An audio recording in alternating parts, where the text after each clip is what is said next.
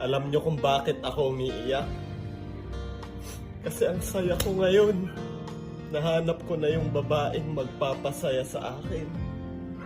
Ang sarap talaga sa pakiramdam ng babaeng taong bahay lang. Yung simple lang.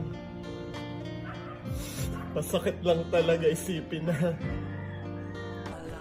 uuwi na yung asawa niya galing abroad. Ang ibang labi kung sadyang di ako ang sigaw at tibok ng puso mo.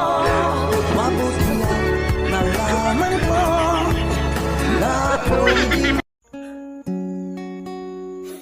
Kaya pala hindi ko mahuli sa chat kasi sa personal naglalandian. Malaman ko ang sandali. Ang ibang labi kung sadyang di ako ang sigaw at tibok ng puso mo.